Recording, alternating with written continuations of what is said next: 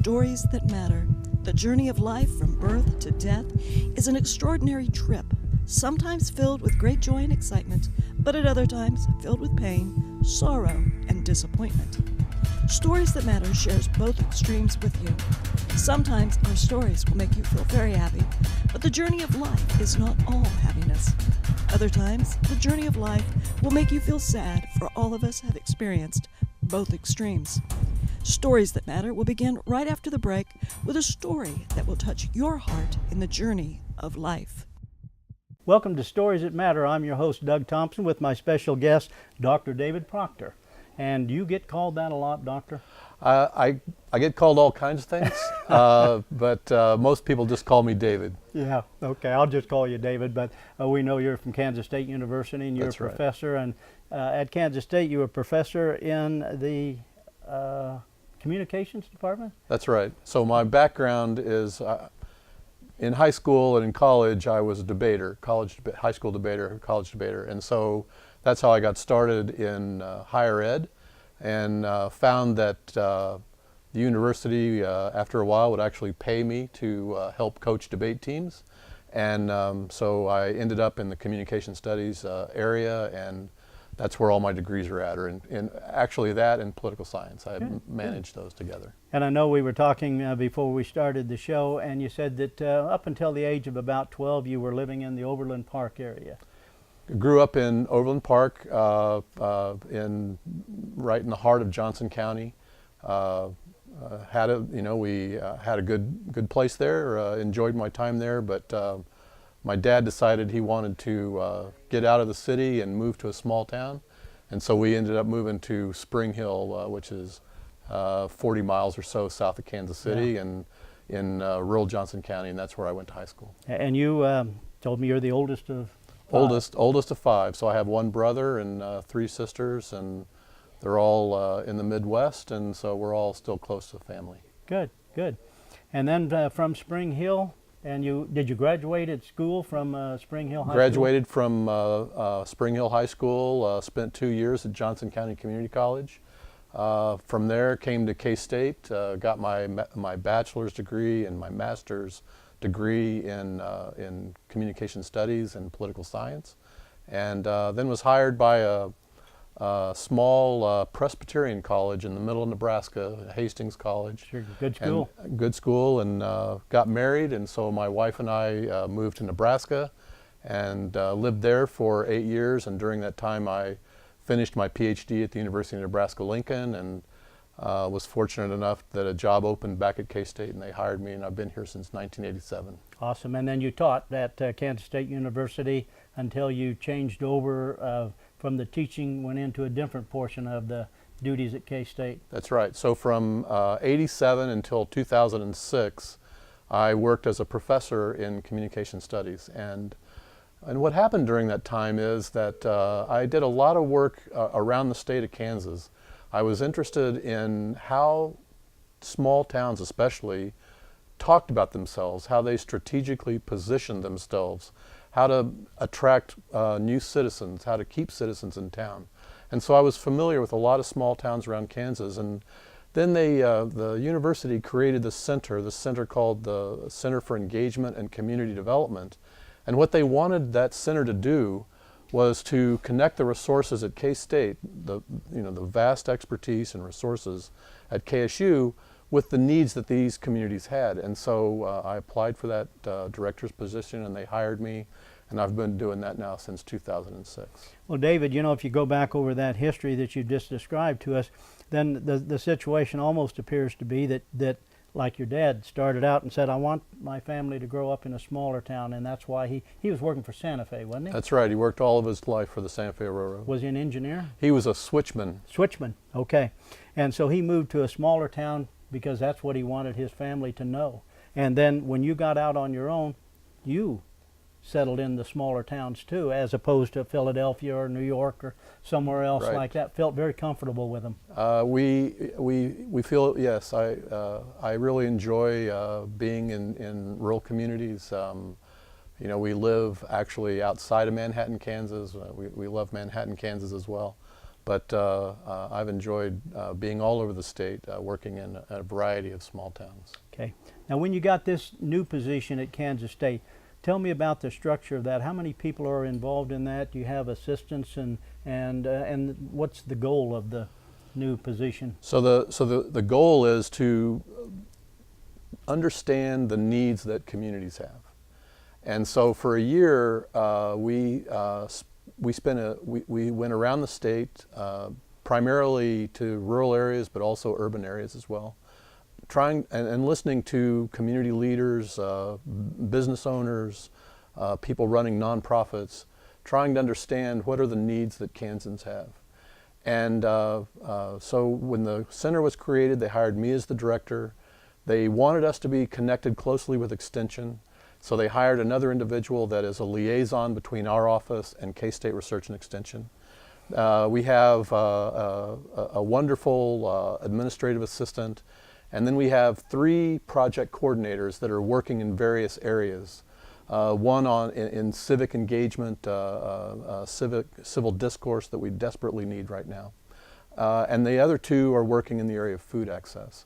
And so we work on a variety of projects, but what we heard in these listening sessions over and over again, from rural communities especially, is that, you know, if a town is to survive, there are a number of anchor businesses that really need to be present. I mean, you got to have you got public schools, post offices, cafes, restaurants, churches, but also grocery stores. Having access to food, we heard, was critical. And so at that point, we decided that we should work on what we called the Rural Grocery Initiative.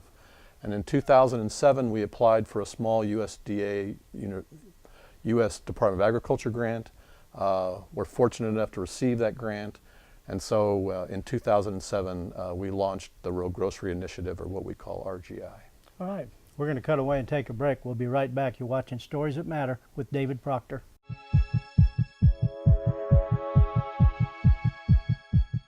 Welcome back to Stories That Matter. I'm your host, Doug Thompson, with my special guest, David Proctor from Kansas State University.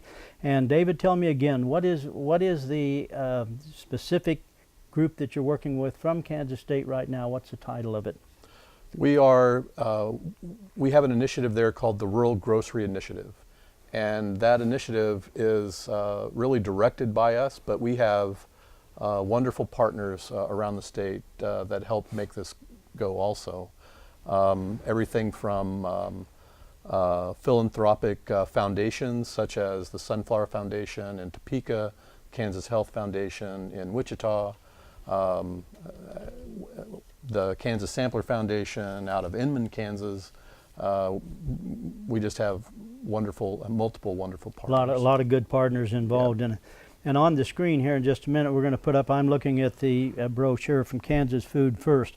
And David, you, of course, I see the intro to this you wrote for the Rural Grocery Initiative. And I have been to that initiative, the summits. Do you call it summit? We do. We call them the Rural Grocery Summits. And I've spoken at several of those, and those are fantastic because the whole concept is you're inviting. Well, I'm assuming this is right. If I'm wrong, you tell me. But I'm assuming you're inviting grocery store owners from small grocery stores throughout Kansas, throughout the Midwest, and you're getting ready to launch at the national level too, or maybe you have already been doing some. So we have been really excited by the response that we have received from people interested in coming to this summit.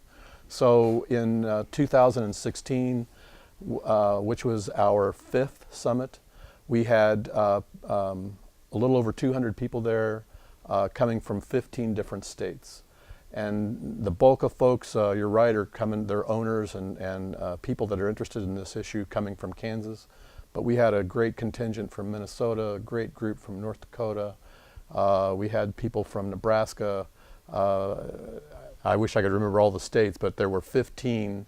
And these are people that are interested in this issue of making sure that there is healthy food access in rural parts of their particular states. Yeah, and when you mentioned about the healthy food, 2 things, I guess. First, David, if somebody wanted to get a copy of Kansas Food First, how would they go about getting that? They should just contact our office. And so they could either email us, and the email is just the initials of our Center for Engagement and Community Development, cecd@ksu.edu, or they could give us a call, and that number is 785-532-6868. Okay, we will put that up on the screen, so you'll see the email up there. You'll also see the phone number, and if you want to make contact and get one of these brochures on Kansas Food First, especially if you're in a rural community and you're in an area where it's got a small grocery store, this is just tremendous information here, and this was funded in part by Sunflower, am I right? That's right. So Good. the Sunflower Foundation wanted to assist rural communities with providing healthy food access. So they've provided some funding for, I think, 8 different communities around the state to help them, and then also they wanted to get information out about that project, but also the broader project, the broader Rural Grocery Initiative, and so they were instrumental in funding this publication. Okay, and I'm looking at right now, I'm on one of the pages with the SNAP Matching Incentive Program. Tell me about what the SNAP program is. So the SNAP program is so for folks that have limited resources, they are oftentimes enrolled in SNAP, which is the Supplemental Nutrition Assistance Program.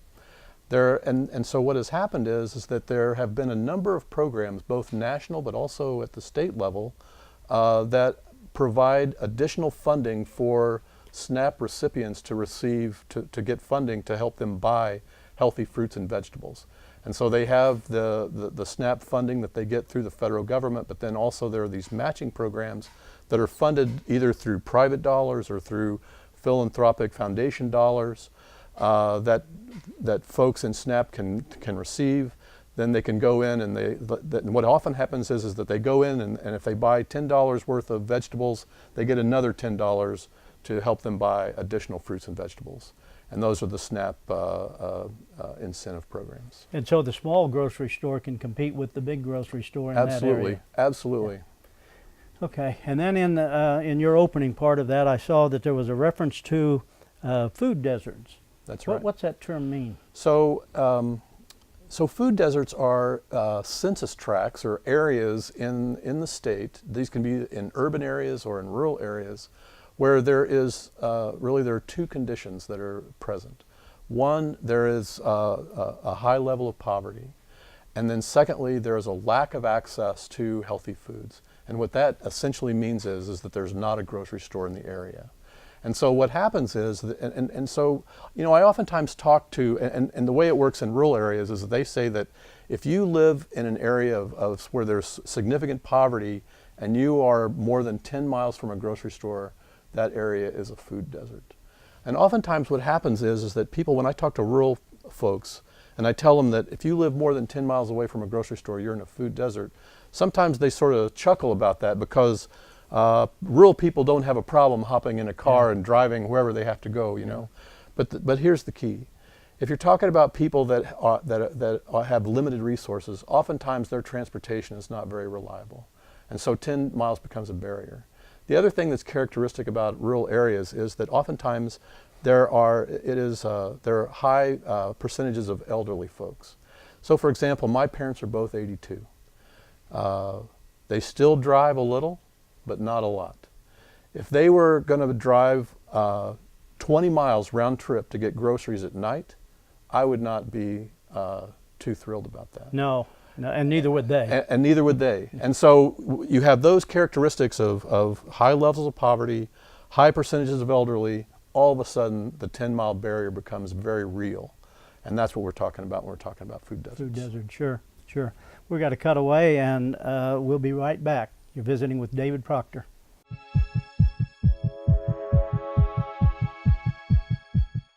Welcome back to Stories That Matter. I'm your host, Doug Thompson, with my special guest, David Proctor. And David, we're talking about the development of rural grocery stores, and now you're doing I don't know, would it be the summits, or are they informational or exchange of ideas, or both? Both. Here's what we try to get out of the summits. We try to make it, one of the things that we realized when we were doing those listening sessions and we were hearing about grocery stores is that we heard that that owners don't always have easy access to information about their businesses and about rural grocery operations. And so what we've tried to do is to have a track on how to run these businesses. We've tried to have another track on why it's important to provide healthy foods in these stores and in these communities. But the other thing that's just really valuable, what we've been told, is the networking that goes on at these summits. So that owners can talk to other owners, and they can talk about, they've got this problem, and how did you solve that? And, oh, I've got this challenge, and how did you address that? And so we've heard that that's really valuable at these summits. Yeah, and I would certainly agree, having been to maybe all but one of them and have spoken at those. And what usually comes up in those conversations, exactly what you're saying, is there's the exchange of ideas, because if you look at it from this standpoint, if you're in a bigger community, well, you say, oh, man, I can go down to the local grocery store, and there's a manager, an assistant manager, an assistant, and manager in the meat department, manager in other departments. And when you have the small grocery store out in the middle of rural Kansas, they're it. And they have to fill all those hats, and they have to figure out how to do it and to successfully compete. And that's one of the things that they're most interested when they go to the meetings, your summits. You agree? That's absolutely.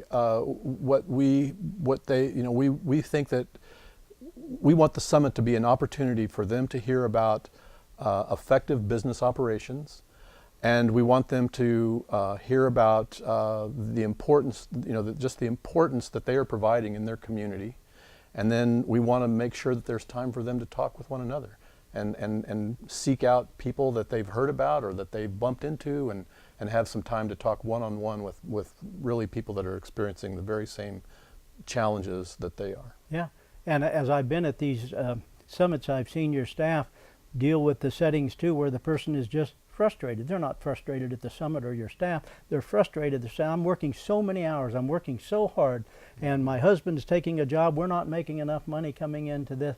I'm not sure we can hang on. Yeah. And then they get some encouragement from others, say, we've been there, and here's something you might try, and this may work for you. And I know when I've spoken at the summit, and I talk, as David and I are right now at the studio at the Kansas Auto Racing Museum in Chapman.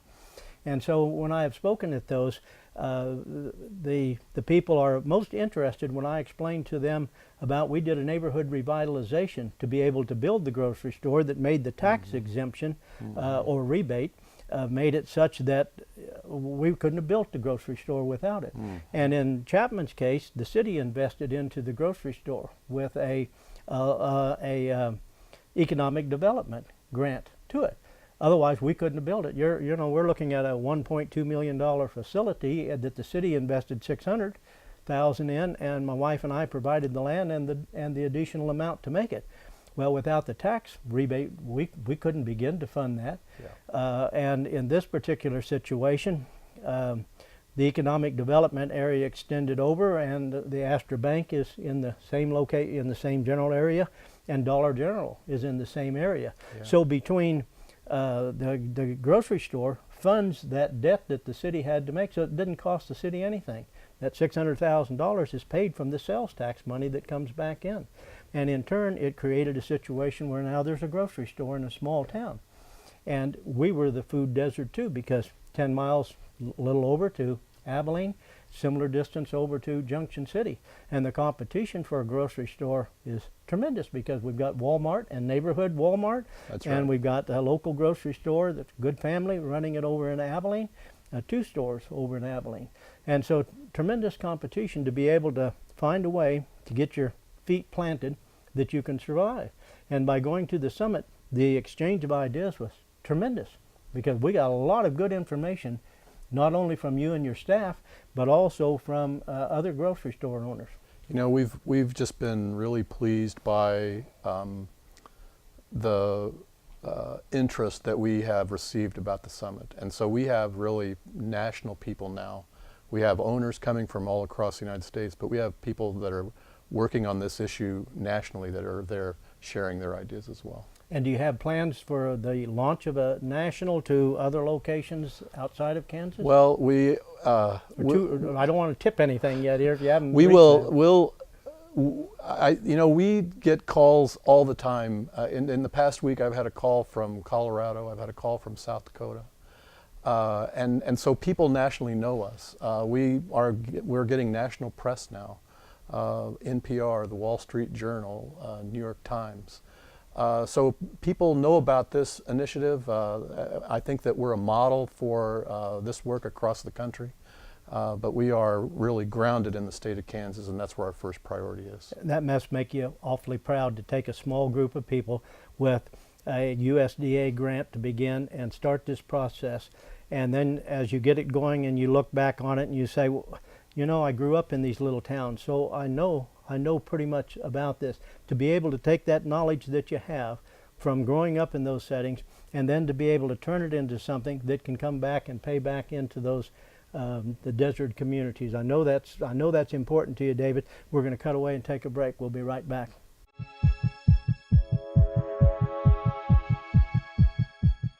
Welcome back to Stories That Matter. I'm your host, Doug Thompson, with my special guest, David Proctor from Kansas State University. And David, we've been talking about the grocery stores, development, rural grocery stores, the challenges that they face. We have discussed about you're growing up in small town areas, and now you're using that knowledge to come back, and you may be taking this project national. But there's two things that I think grocery stores, whether you're in a big city or small city, have some interest in. And one is that these food deliveries with Amazon and then Walmart trying to get in and compete with that. Where do you see that going? Well, it is a serious challenge. There's no doubt about that, and I think it's just going to get tougher. Really, but here's what I hope that people would remember: rural grocery stores are a foundational anchor institution. They're an economic driver in town. They're hiring people. They're paying taxes. They're the place where you can get the healthiest food in town, as opposed to other things like convenience stores or some sort of corporate store. Mm-hmm. And they're also gathering places. They're community gathering places. And Amazon deliveries, Walmart deliveries that are coming in, they can't do that. They're not going to replace that kind of foundational community. Yeah. That hands-on, and you're exactly right. I hope you've enjoyed this show, visiting with David Proctor, and support your local grocery store. Thanks for watching.